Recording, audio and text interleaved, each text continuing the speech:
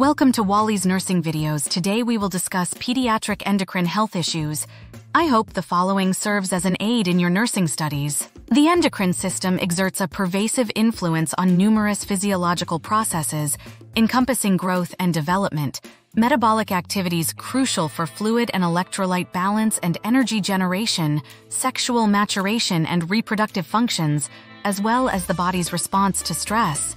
Any disruption within this intricate system can profoundly affect a developing child, whether stemming from genetic disorders, injury, tumors, or acquired conditions. Symptoms may arise due to either excessive or insufficient hormone production, delineating between hypofunction and hyperfunction. Comprising an array of glands, tissues, and cell clusters, the endocrine system orchestrates these functions through the secretion and regulation of hormones, serving as chemical messengers. Its major components include the hypothalamus, anterior pituitary, thyroid, parathyroid, thymus, adrenal glands, pancreas, ovaries, and testes, each playing distinctive roles in maintaining physiological equilibrium and responding to internal and external stimuli. Endocrine assessment. History. Symptoms onset is a pivotal aspect to discern, marking the commencement of the condition's manifestation. Alterations in bowel or bladder habits, augmented thirst, and increased hunger could signify underlying issues. Observations of skin changes, weight loss, or deviations in growth patterns are crucial diagnostic cues. Assessing secondary sex characteristics, along with activity and sleep patterns, aids in understanding the individual's health trajectory. Past medical history, encompassing prenatal and birth details, as well as familial medical backgrounds, offer valuable insights into potential predispositions and inherited conditions. Physical exam. Conducting a comprehensive physical examination is imperative for a holistic assessment. Parameters such as height and weight provide essential baseline data, while evaluating activity levels offers clues to overall health. Tanner stages and scrutiny for ambiguous genitalia aid in assessing sexual development. Observations regarding skin pigment, texture, and body odor contribute to diagnostic considerations. Facial characteristics, neck nodules or glandular swellings, and muscle tone furnish additional diagnostic clues, completing the comprehensive evaluation of the individual's physical health. Newborn screening. Newborn screening is a universal practice, ensuring that all infants undergo testing shortly after birth. However, the specific disorders screened for may vary from state to state. Nevertheless, certain conditions such as phenylketonuria, PKU, congenital adrenal hyperplasia, CAH, and thyroid diseases are universally screened for. The overarching objective of newborn screening is early identification of infants with these disorders, enabling prompt initiation of treatment to prevent potentially severe complications. Management. Managing endocrine disorders typically involves a multifaceted approach. Treatment strategies may encompass interventions aimed at reducing hormone production in cases of hypersecretion or hormone replacement therapy for hypofunctioning conditions. Surgical interventions, irradiation, and glucose monitoring may be employed as needed. Dietary interventions, such as specialized diets and medications, are often integral components of the management plan, tailored to the specific needs of each individual diagnosed with an endocrine disorder. Disorders. Congenital adrenal hyperplasia. Congenital adrenal hyperplasia, CAH, is characterized by abnormalities in adrenal gland hormone secretion. Specifically, deficiency in the 21-hydroxylase enzyme leads to impaired production of adrenal mineralocorticoids and glucocorticoids, resulting in decreased blood cortisol levels. Consequently, the anterior pituitary gland increases adrenocorticotropic hormone ACTH production, stimulating adrenal gland activity. Prolonged ACTH stimulation causes adrenal gland enlargement and excessive androgen secretion, leading to the development of male secondary sexual characteristics. Diagnosis typically involves assessing 17-alpha-O progesterone levels via newborn metabolic screening. Treatment aims to maintain normal growth and development through lifelong replacement therapy with glucocorticoids, e.g. hydrocortisone, and mineralocorticoids, e.g. fludrocortisone, also known as Florinef. In emergency situations related to CAH, acute adrenal crisis poses life-threatening risks, presenting with symptoms such as vomiting, dehydration, hyponatremia, hyperkalemia, hypotension, tachycardia, and shock. Immediate intervention involves intravenous steroids and aggressive fluid resuscitation. Patients are advised to wear medical alert bracelets, and caregivers should be educated on administering intramuscular steroid injections if oral replacement medication cannot be administered due to acute illness. Thyroid disorders involve dysregulation of thyroid hormone secretion, which plays a vital role in regulating basal metabolic rate, BMR, and growth. Thyroid hormone comprises thyroxine, T4, triiodothyronine, T3, and calcitonin.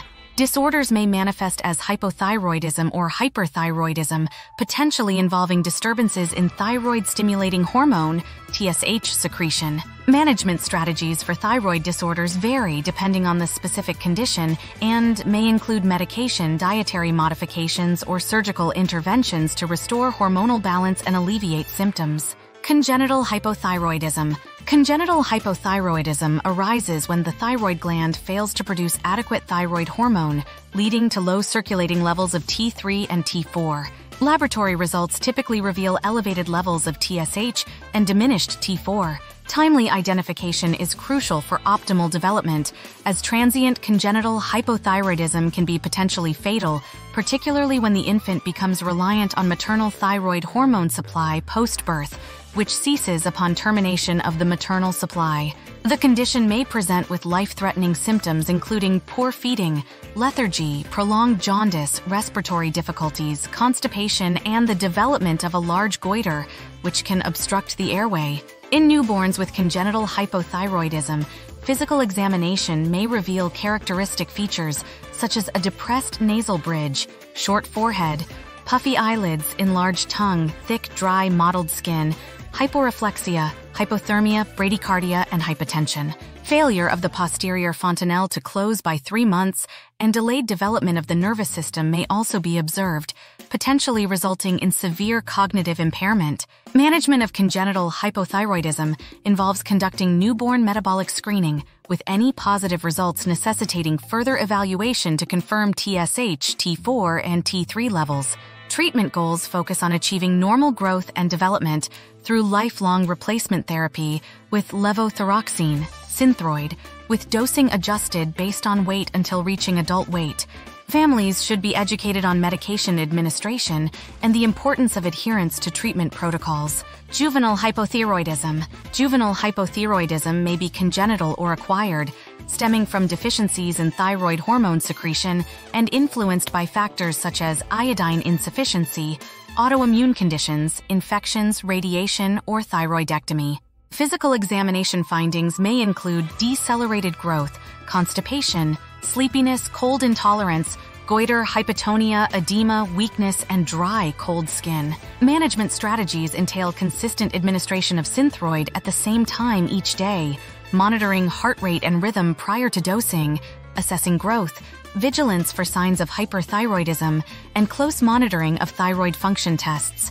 Education on lifelong treatment and signs of over- or underdosing is paramount for effective management. Phenylketonuria. Phenylketonuria, PKU, is a genetic disorder characterized by the body's inability to metabolize phenylalanine due to the absence of the phenylalanine hydroxylase enzyme. Newborn metabolic screening is pivotal for early detection, with the infant required to consume adequate protein, 24 hours of formula or breast milk, before undergoing a heel stick test within the first 7 days after birth. If undetected during newborn screening, PKU may manifest clinically, presenting with symptoms such as excessive vomiting, seizures, albinism, excessively fair hair and skin, and a distinct musty odor in the baby's sweat and urine.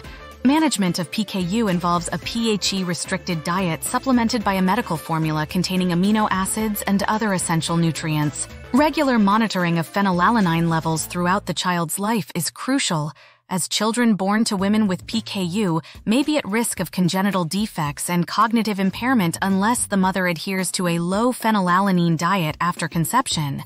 Genetic counseling and support groups play integral roles in providing guidance and assistance to affected individuals and their families.